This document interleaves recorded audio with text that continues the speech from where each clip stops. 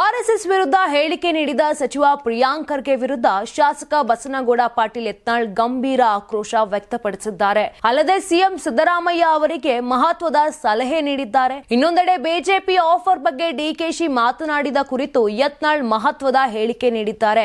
ವಿಧಾನಸೌಧದಲ್ಲಿ ಮಾತನಾಡಿದ ಅವರು, ಪ್ರಿಯಾಂಕ್ ಖರ್ಗೆ ಅವರೇ, ನಿಮಗೆ ನೂರಾರು ಕೆಲಸಗಳಿವೆ.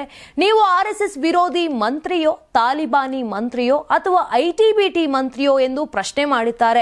ಸರ್ಕಾರಿ ಶಾಲೆ ಕಾಲೇಜುಗಳಲ್ಲಿ ಆರ್ಎಸ್ಎಸ್ ಚಟುವಟಿಕೆಗಳ ನಿರ್ಬಂಧದ ಕುರಿತು ಸರ್ಕಾರದ ನಿಲುವಿಗೆ ಯತ್ನಾಳ್ ತೀವ್ರ ವಿರೋಧ ವ್ಯಕ್ತಪಡಿಸಿದ್ದಾರೆ.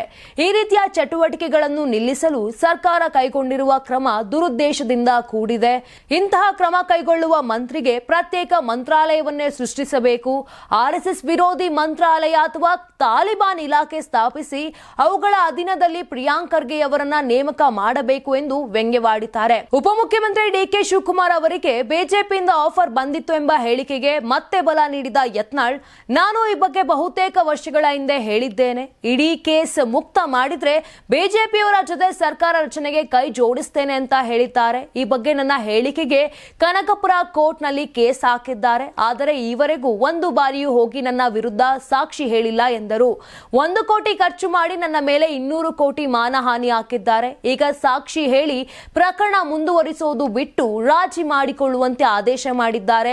ಹಾಗಾದರೆ ಅವರು ಕೇಂದ್ರದ ಬಿಜೆಪಿ ನಾಯಕರನ್ನ ಭೇಟಿ ಮಾಡಿಲ್ಲ, ಈ ಬಗ್ಗೆ ಚರ್ಚೆ ಮಾಡಿಲ್ಲ ಅಂತ ಸತ್ಯವಾದರೆ ಅವರು ಕೋರ್ಟ್ಗೆ ಹೋಗಿ ಯಾಕೆ ಸಾಕ್ಷಿ ಹೇಳುತ್ತಿಲ್ಲ ಎಂದು ಪ್ರಶ್ನಿಸಿದ್ರು.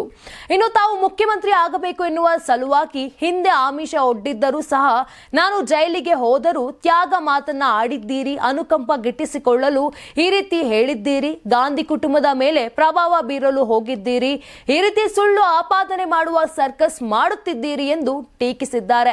ನೀವು ಸಣ್ಣ ಆಗ್ಬೇಕಲ್ವಾ, ಅದು ಒಂದು ಉತ್ತಮ ಆಹಾರದಿಂದ ಸಣ್ಣ ಆಗ್ಬೇಕಲ್ವಾ. ಪ್ರತಿದಿನ ನಮ್ಮ ಜೀನಿ ಸ್ಲಿಮ್ ನ ಯೂಸ್ ಮಾಡಿ ಯಾವುದೇ ಸೈಡ್ ಎಫೆಕ್ಟ್ ಇಲ್ದಂಗೆ ನೀವು ಸಣ್ಣ ಆಗ್ತೀರಾ.